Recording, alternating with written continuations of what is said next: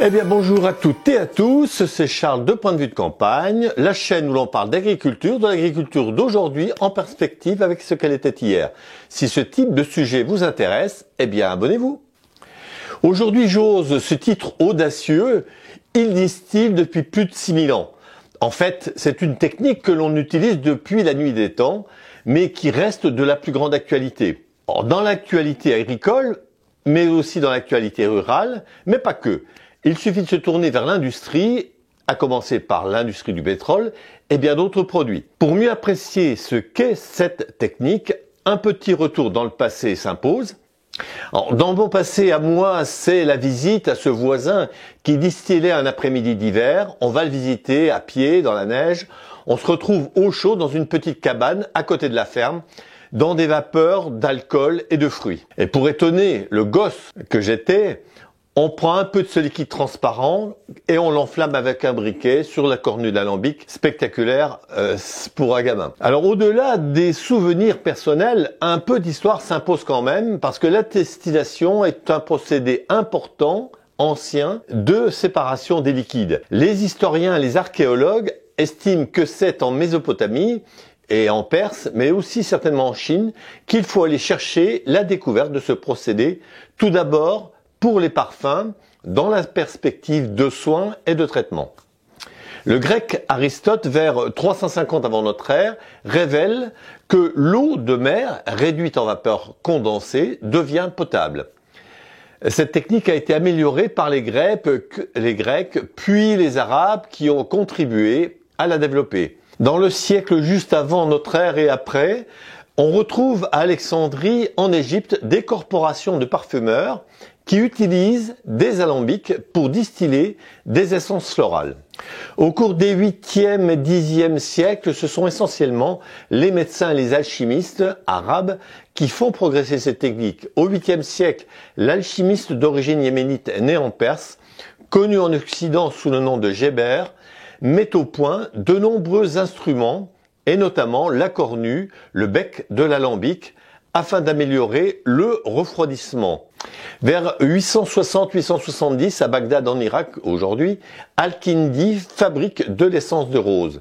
Et puis vers l'an 1000, à Cordoue, en Espagne, à l'époque sous domination arabe, Abul Kassi, médecin et chirurgien, perfectionne l'alambic et distille des fleurs et du vin, qui donne l'aquavitae, l'eau de vie qui est censée donner l'immortalité. Vers 1150-1200, les pays de l'Ouest, de l'Europe, adoptent et développent cette technique essentiellement pour les soins distribués par les médecins et les apothicaires. Et vers 1250-1280, un médecin catalan à l'université de Montpellier cite l'aqua ardens, c'est-à-dire l'eau ardente. Il fait des macérations de plantes dans de l'alcool. Et d'ailleurs, l'ordre des Templiers, à Perpignan, reprend la technique, d'où peut-être les vins doux avec des plantes.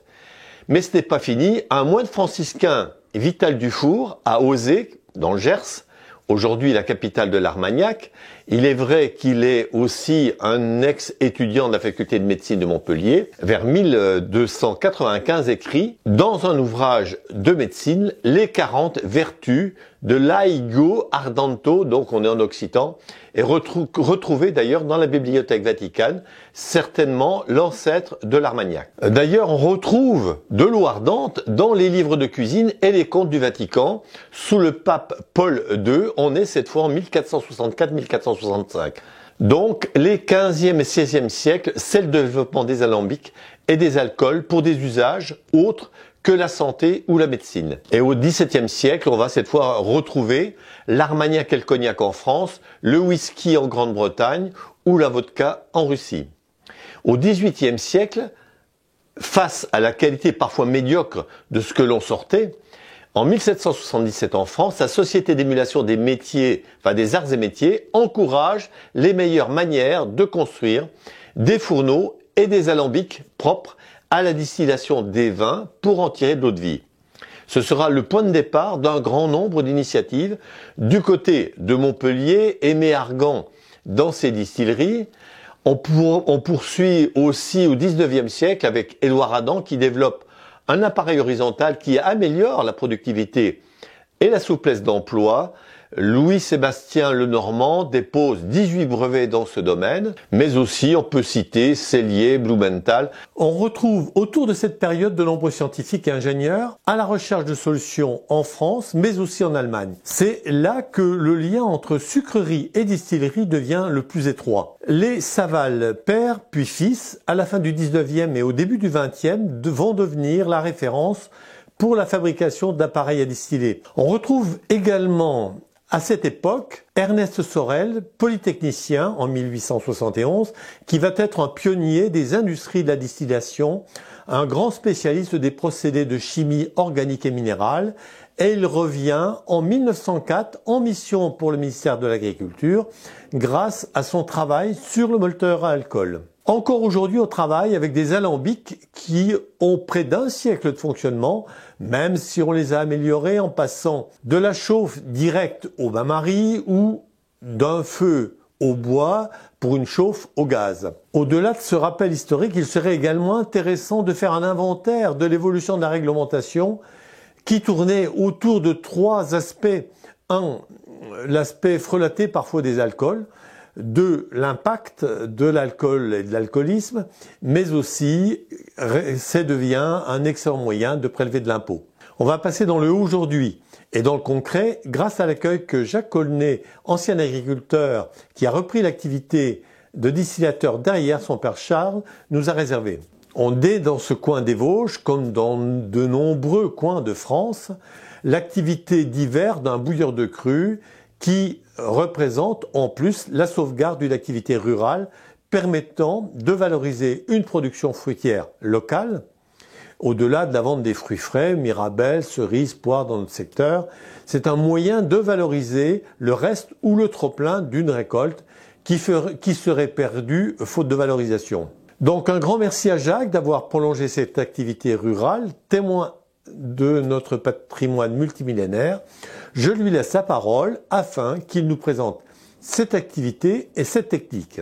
Elle permet d'ailleurs de valoriser nos fruits, cet élixir, cette eau de vie, ce produit noble, à consommer bien entendu avec modération. Merci. Donc toi tu distilles tous les fruits qu'on t'amène. Voilà. Et ces fruits-là, on te les amène à partir de quelle date? On a droit à partir du 20, ça doit être le 24 ou le 26 octobre, je ne sais plus les... Moi j'ai commencé que début novembre. Hein. Parce qu'au mois d'octobre, l'année-ci, il faisait trop chaud. Il y a encore trop de moustiques, il y a tous les mouches, tout ça qui viennent à l'alcool, alors c'est pas bon. Donc j'ai commencé il y a une quinzaine de jours. Même, oui, vers le 10 novembre, par là-dedans, j'ai commencé. Et finalement, toi, t'es paysan, t'étais paysan. Oui. Tu as arrêté l'agriculture pendant quel temps? Ça fait 6 ans. Oui. Et tu as pris la suite? Alors moi j'ai pris la suite de mon père ici. Il y a, on va dire, il y a bien 30 ans. Hein. Oh oui, au moins 30 ans. Je ne me rappelle plus de l'année, mais... Parce qu'en dernier, lui, il la faisait encore, mais c'était déjà à mon nom. Enfin, qu'il pouvait faire et il aimait bien, ben, je sais faire. Quoi. Puis moi j'avais d'autres travail à la ferme, donc après c'était bien. Et tu penses que c'est nécessaire de garder, on va dire, cette possibilité de...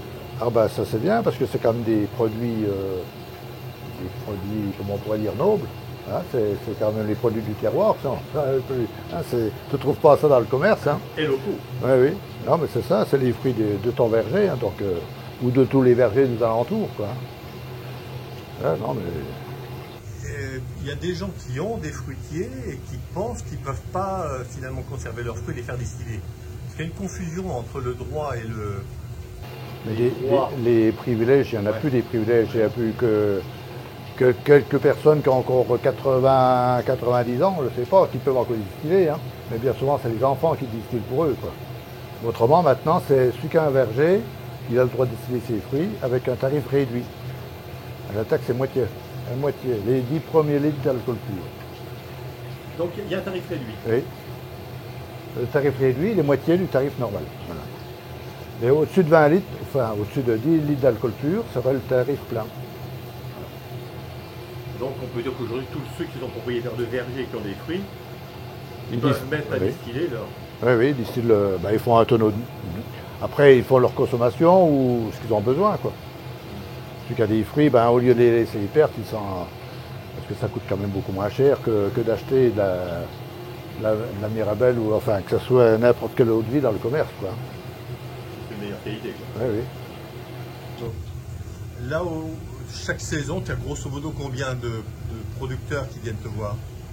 Au maximum, j'en ai eu 200. Mais ça dépend des années. Hein. L'année ici, il n'y a pas des fruits partout, donc on sait pas, je ne peux pas savoir d'avance. On aurait peut-être une centaine, je ne sais pas. C'est difficile de dire. Hein. C'est un peu aléatoire, c'est suivant la saison des fruits. Hein. L'année ici, il y a des mirabelles, mais pas partout. Il y a eu plein de pommes, donc il y a ceux qui ont des pommes à faire, ou du cidre. Hein, ils font du jus de pomme qui laisse fermenter, et ça fait du calva quand c'est distillé. Et ils te ramènent alors cette fois quoi, le cidre ou bien alors les pommes qui ont été... Le cidre, le jus de pomme fermenté, hein, ça fait du cidre. Que tu distilles, ça fait du calva. Mais après, c'est pas le même calva comme on a en Normandie. Hein. C'est pas les mêmes pommes ici. Mais bon, après, ça fait quand même du calva. Hein, ben, après, c'est la cuisson. Alors, je sais pas. Je pense que ça doit être entre 95 là-dedans, 100 degrés, parce que l'alcool, c'est un peu plus volatile quand ça cuit. C'est ce qui sort en premier, donc ça doit sortir juste en dessous de 100 degrés, je pense. Je sais même pas, moi, tu vois, je peux pas. Et après la vapeur, hein, sur le col de cygne, et puis elle est refroidie dans le bac. Donc là, tu as une source d'eau fraîche. Ben, c'est la concession. D'accord. Voilà. Donc qu'il faut renouveler sans arrêt, parce que ça chauffe, si je laisse sans renouveler l'eau, ben après c'est la vapeur qui ressortira en bas, parce qu'elle sera plus refroidie. Hein. Donc ça, c'est ce qu'on vient de te livrer. Ça, c'est terminé, ça c'est tout des vides, ça, pour l'instant. Il y en a un qui doit arriver tout à l'heure, livrer de la matière. Voilà. Autrement, là, j'ai terminé la dernière cuite, puis après, c'est les raffins. J'ai encore des raffins d'avance à faire. Donc tu tournes avec 2 alambics en permanence. Oui, et puis le troisième, c'est pour raffiner. Donc là-bas, tu avais... Alors là-bas, c'est des mirabelles, là, c'est des prunes. Et cette année, tu penses que le rendement est... Les prunes là sont très moyennes. La mirabelle, c'est un rendement aux alentours de, on va dire, 14-15%, à peu près. J'ai fait de la poire, j'ai fait un peu de kirsch. Ben, la poire, ça dépend. Les poires, les rendements ne sont pas réguliers. Ça peut être de 8-10%, comme 12%, même un peu plus, ça dépend. Ça représente combien de journées de boulot, ça, par an?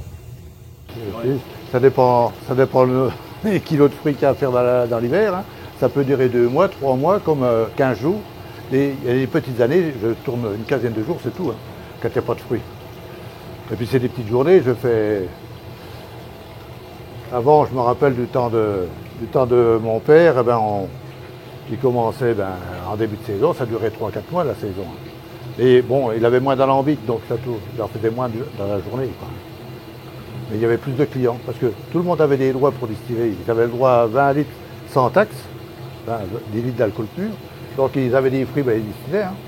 Maintenant, maintenant, voilà, ils stockaient ça au grenier, ou je ne sais pas où. Hein. Il y a des stocks des grands-pères qui traînent partout, hein, c'est sûr. Hein. Mais maintenant, celui qui en fait, il paye des taxes, donc il ne va pas en faire pour le plaisir s'il n'en consomme pas. C'est ça. Hein. C'est pour ça qu'il y en a sûrement moins de la fête maintenant. Hein. Il y en a moins, c'est sûr. Quelles sont les règles? Je crois que c'est très encadré en fait tout ça. C'est les douanes qui... Hein, c'est un règlement par les douanes. Donc quand le client amène ses fruits, on fait une déclaration.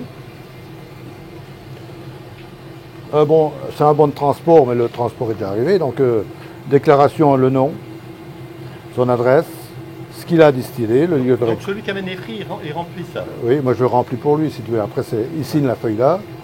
Après, moi, je fais un autre document qui est numéroté par les douanes. C'est un document, là, bon, j'en ai pas des vierges, là, mais après, je recopie son nom, son adresse, ce qu'il a distillé. Et quand je distille, je dois marquer le jour, l'heure que je commence.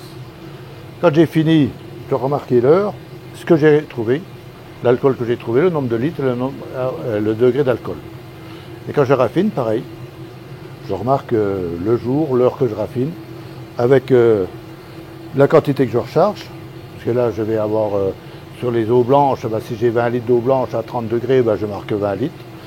Et puis après je sais combien je dois retrouver d'alcool pur, comme on pourrait dire, en dernier. Et là-dessus, la taxe est calculée.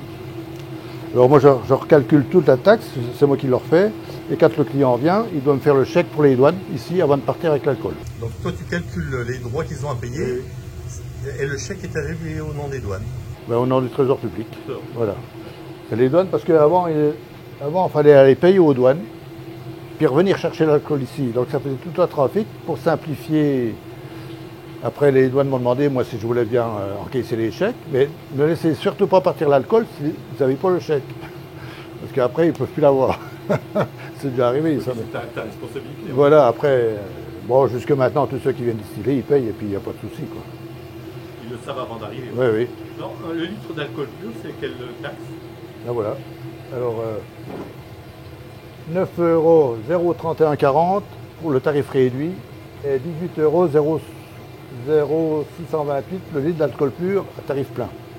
Est-ce que tu peux me redire la notion de tarif réduit? C'est les règles du tarif réduit, c'est quoi? Alors, le tarif réduit, celui qui a un verger, celui qui a des fruits, il peut distiller et il a droit à 10 litres d'alcool pur à tarif réduit. Alors, au-dessus de ces 10 litres, il repaye le plein tarif. Voilà. Cuite grosso modo 100 kg de fruits. Eh ben, là-dedans, je mets 100 kg. Ce serait l'autre machine, je mets 60 litres. Mais après, si je prends la petite pour faire les petites cuissons, elle me pénalise parce que j'ai plus. Mes raffins ne sont pas en fait, quoi. Ça traîne. Après, il faut que je refasse les raffins. Et tes raffins, tu les fais le même jour ou tu les fais? Ah ben, ça dépend. Si j'ai pas le temps, c'est le lendemain ou le surlendemain, ça dépend. Hein. Parce que quand les clients amènent leurs fruits, je ne peux pas les distiller tout de suite. Celui qui va venir tout à l'heure, je vais remplir ce papier, je vais donner le double aux douanes, faire mon calendrier, dire le jour que je vais distiller pour cette personne ou pour plusieurs personnes. Donc, je vais faire mon calendrier toutes les semaines que je donne aux douanes et là, à ce moment-là, je peux commencer à distiller. Tant qu'ils n'ont pas le calendrier et puis le double des laissés-passer, je ne peux rien faire. Donc tous les fruits que tu vas recevoir cette semaine, tu les mettras au planning de la semaine prochaine. Voilà. Que tu déclareras. Alors je distille le jour que je veux, il suffit que je leur dise si je veux distiller que le mardi, le mercredi, si je vois que j'ai pas grand chose, je peux attendre le vendredi. Je fais tout d'une journée, ça dépend des fruits que j'ai à faire, quoi. Si j'ai du travail pour 2-3 jours, eh ben, je m'arrange pour les faire d'affilée, en principe je joue comme ça, quoi. C'est pour ça le jour, si j'ai un contrôle, quand ils viennent contrôler, ils savent ce que je dois faire. Ils ont mon planning, ils savent ce que je suis en train de faire, quoi. Après, ça peut dévier parce que j'ai dit, tiens, pour un tel, je vais distiller le matin, l'autre l'après-midi, mais après, ça peut être à cheval un peu. C'est pas à la minute près. Hein, oui, c'est quand il terminait la cuite, pour voir s'il restait de l'alcool dedans. Donc, il vidait un peu de produit sur le chapeau de l'alambic, et puis il mettait le feu. Si ça brûlait, c'est qu'il restait de l'alcool. Si ça brûlait pas, il restait plus d'alcool. La première sortie, c'est quoi alors? Après, c'est pas trop fort, ça tourne entre 20 et 30 ou 35 ou même 40 degrés si c'est vraiment excellent. Ça arrive que des produits arrivent à 40 degrés, mais ils sont rares. Hein. Et après, on les recuit une deuxième fois pour avoir vraiment la gnôle, quoi. Oui, que tu sors. Alors là, ben, au début, elle sort à 80, 90. Hein. Et j'arrête à 50. Et après, ça donne un mauvais goût à la gnôle. Si on va trop loin, on va en récupérer plus, mais la gnôle n'est pas bonne. C'est pour ça que j'ai une perte. La perte là, ben, qui thermise toujours. Ben, oui, oui. Oui, oui. Donc tu utilises du gaz, oui. Et ça va avoir un impact sur le prix du... Ben, j'ai augmenté de 20 centimes moi, le litre à la façon. Parce que le gaz a augmenté, donc après...